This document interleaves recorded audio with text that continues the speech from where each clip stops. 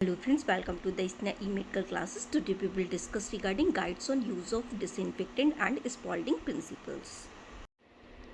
First we will discuss regarding guides on use of disinfectant. मतलब जब हम disinfectant को यूज़ करने जा रहे हैं तो क्या हमें चीज़ें हैं वो करनी है और क्या चीज़ें हमें जो है वो नहीं करनी है।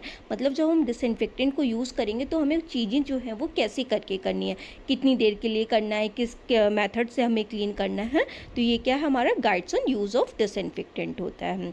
Surface and item to disinfectant, for example floor, door knobs, window handle, button, switches, furniture, surfaces, telephones, intercoms, trash cans, sinks, toilet, bathtubs, faucet, shower heads, floor drains, ventilators, computer, keyboard, fans, etc.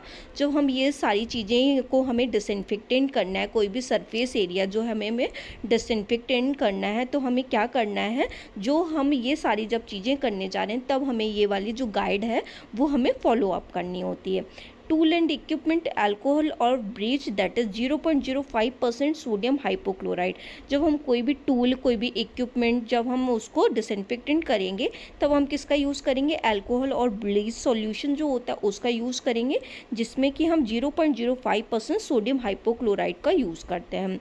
Towel, rubbers, gloves and mask, इन सारी चीज़ों के लिए हम sodium जो है वो hypochloride का यूज़ करेंगे, जो कि परसेंटेज में कितना रहेगा, 0.05%। और या फिर हम अल्कोहल, जो हमारा जो 60% अल्कोहल था विद वाटर, उसका भी हम यूज़ कर सकते हैं और 70 to 80% का लगभग हम इसमें यूज़ करते हैं। नेक्स्ट है हमारा डिसइंफेक्शन का क्या प्रोसीजर होगा जब हम डिसइंफेक्टेंट करने जा रहे हैं कोई भी चीज़ को।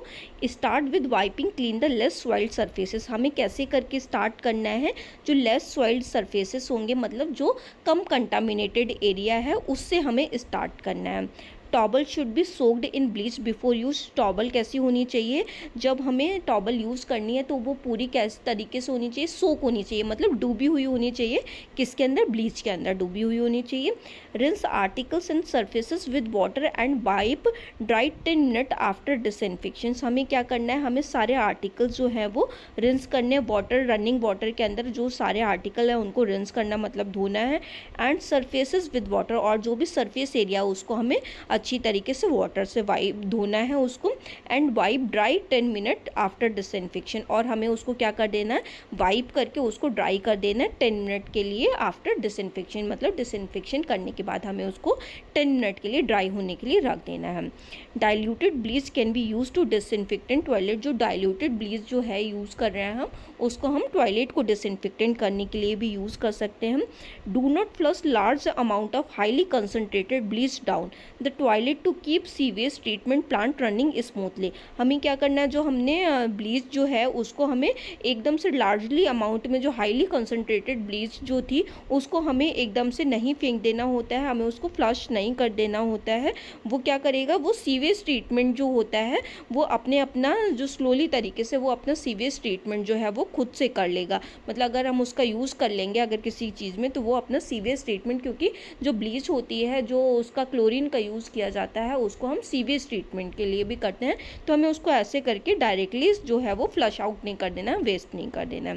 Wear A mask and rubber gloves while using bleach. हमें क्या वियर करना है, हमें एक मास्क जो है वो ब्लीच जो है वो यूज़ करना है, और हमें जो रबर ग्लव्स होते हैं, जब हम ब्लीच का यूज़ कर रहे हैं तब हमें रबर ग्लव्स और मास्क जो है वो प्रॉपर तरीके से पहनने हैं, क्योंकि अगर हम इसको इनहेल कर लेते हैं तो बहुत सारे जो हजार्डियस चीज़ें होने के चांसेस हो जाते हैं, जैसे अस्थमा वगैरह, ऐसे करके जो रेस्पिरेटरी प्रॉब्लम्स होती हैं बहुत सारी ऐसे करके हो जाती हैं। इसलिए हमें विद पर्सनल प्रोटेक्टिव इक्विपमेंट को ही पहन के हमें जो है कोई भी चीज़ को डिसइंफेक्टेंट करना है।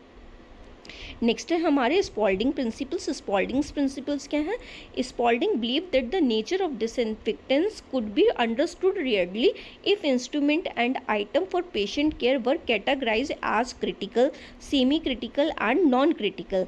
ठीक है, अगर स्पॉल्डिंग ने क्या किया, ऐसा बिलीव किया उन्होंने कि अगर इंस्ट्रूमेंट को है, अगर हम डिवीज़न कर दें, मतलब कौन से इंस्ट्रूमेंट जो हैं वो क्रिटिकल केयर के लिए यूज़ हो रहे हैं, कौन से सेमी क्रिटिकल के लिए यूज़ हो रहे हैं, कौन से नॉन क्रिटिकल केयर के लिए यूज़ हो रहे हैं, किसका हाईली जो है वो कंटामिनेटेड एरिया के अकॉर्डिंग जो है कितना कंटामिनेशन है, किसका कंटामिनेशन है, किसका ज़्यादा कंटामिनेशन है। अगर वो ऐसा कैटेगराइज्ड कर दें, उसका डिग्री ऑफ इन्फेक्शन जो है वो कैटेगराइज्ड कर दें उन आइटम्स का, तो जो डिवाइडेशन है वो क्या हो जाएगा, ईजी हो जाएगा। मतलब कम जो कंटामिनेटेड हुए हम उनको अलग अलग रख सकते हैं, ज़्यादा जो कंटामिनेटेड हैं वो अलग रख सकते हैं, और बीच के जो कंटामिनेटेड हैं हम उनको अलग रख सकते हैं। तो क्या होगा, इससे वो आइटम्स जो होंगे मिक्स नहीं होंगे और उनको डिसइंफेक्टेंट करना क्या हो जाएगा, बहुत ईजी हो जाएगा। नेक्स्ट क्या है इसका क्लासिफिकेशन। स्पॉल्डिंग ने क्या क्लासिफिकेशन दिया, उन्होंने 3 बेस पे क्लासिफिकेशन दिया था। क्या क्या बेस पे दिया, क्रिटिकल बेस पे, सेमी क्रिटिकल बेस पे एंड नॉन क्रिटिकल के बेस पे। क्रिटिकल के बेस पे क्या क्लासिफिकेशन था, डिवाइस कॉन्टेक्ट स्टेराइल टिश्यू और द ब्लड स्ट्रीम, जो कौन से आइटम्स रखे जाएंगे जिसके अंदर स्टेराइल टिश्यू और द ब्लड स्ट्रीम से जो डायरेक्ट कॉन्टेक्ट रखते हैं, इनका जो क्रिटिकल केयर के लिए यूज़ होते हैं, जिसका स्टेरिलाइजेशन होना होता है, वो आइटम्स रखे जाते हैं। नेक्स्ट वन है सेमी क्रिटिकल के लिए। सेमी क्रिटिकल में कौन से कॉन्टेक्ट में आएंगे, डिवाइस कॉन्टेक्ट म्यूकस मेम्ब्रेन और नॉन इंटेक्ट स्किन, जो ऐसी डिवाइसेस जो म्यूकस मेम्ब्रेन के कॉन्टेक्ट में आई हैं या फिर नॉन इंटेक्ट स्किन के कॉन्टेक्ट में आई हैं, वो सेमी क्रिटिकल में जाएंगी। उसका जो डिसइंफेक्शन होगा वो कौन सा लेवल का होगा, हाई लेवल डिसइंफेक्शन होगा। नेक्स्ट थर्ड वन था उनका नॉन क्रिटिकल। नॉन क्रिटिकल में कौन से आइटम्स आएंगे, device only contact intact skin, जो ऐसी डिवाइसेस जो किससे कॉन्टैक्ट रखती हैं, जो इंटेक्ट स्किन से कांटेक्ट में आई होंगी, ऐसी डिवाइसेस को हमने नॉन क्रिटिकल में जो स्पॉल्डिंग थे उन्होंने रखा। और इसका जो स्टेरिलाइजेशन होगा, इसका जो डिसइंफेक्शन होगा वो किस लेवल पे होगा, इंटरमीडिएट लेवल पे होगा। अगर वो ज़्यादा इन्फेक्शियस है तो इंटरमीडिएट लेवल पे होगा, अगर कम इन्फेक्शियस होगा तो वो लो लेवल पे डिसइंफेक्टेंट किया जाएगा। फर्स्ट है हमारा क्रिटिकल। क्रिटिकल में कौन सा आइटम्स आते हैं, उसमें हम क्या करते हैं, critical device are those which come into contact with the blood stream. Critical devices वो डिवाइसेस होती हैं जो कि हमारे ब्लड स्ट्रीम के कांटेक्ट में आती हैं और other sterile areas of the body, और जो भी स्टेराइल एरियाज होते हैं बॉडी के, उनके कांटेक्ट में आती हैं, तो वो किस में जाती हैं, क्रिटिकल डिवाइसेस में जाती हैं। Example of critical device are surgical equipments, dental instrument and implants on of any sort. और इसमें कौन सी डिवाइस हो सकती हैं, सर्जिकल इक्विपमेंट हो सकते हैं, डेंटल इंस्ट्रूमेंट आ सकते हैं, और कोई भी चीज़ जो है इम्प्लांट की गई है जो भी वो भी किस में आएगी, क्रिटिकल इंस्ट्रूमेंट में आएगी। These items pose the highest level of risk to the patient if not completely sterilized. अगर इन आइटम को अच्छी तरीके से स्टेरिलाइजेशन इनका नहीं हुआ तो ये क्या करेंगे, बहुत ज़्यादा रिस्क के चांसेस जो होंगे, बहुत ज़्यादा इन्फेक्शन के चांसेस जो होंगे वो इंक्रीज़ कर देंगे। तो इनको हमने किस में कैटेगराइज किया है, इस क्रिटिकल केयर वाले उसमें कैटेगराइज किया है, और इनका क्या होगा, स्टेरिलाइजेशन होगा। दीज इक्विपमेंट रिक्वायर्ड स्टेरिलाइजेशन, इन इक्विपमेंट का क्या किया जाता है, स्टेरिलाइजेशन, क्योंकि इनमें हाईली चांसेस हैं कि जो भी पर्सन है, 1% टू अनदर कंटामिनेशन होने का बहुत ज़्यादा चांसेस, इन्फेक्शन ट्रांसफ़र होने का ज़्यादा चांसेस है, इसको क्रिटिकल उसमें कैटेगराइज किया। नेक्स्ट वन है सेमी क्रिटिकल। सेमी क्रिटिकल में कौन से आइटम्स आते हैं, semi critical item are those which come into contact with mucus membrane और नॉन इंटेक्ट स्किन। ऐसे आइटम जो उसमें आएंगे जो नॉन कांटेक्ट इंटेक्ट स्किन जो होगा उसके कांटेक्ट में आए हैं, मतलब म्यूकस मेम्ब्रेन के कांटेक्ट में आए हैं, तो वो कौन से उसमें जाएंगे, सेमी क्रिटिकल कैटेगरीज में जाएंगे।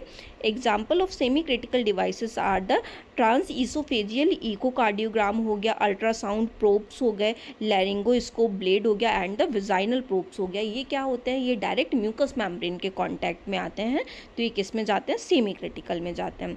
These equipment require high level of disinfection, इनका क्या किया जाता है, हाई लेवल ऑफ डिसइंफेक्शन से इनको क्लीन किया जाता है।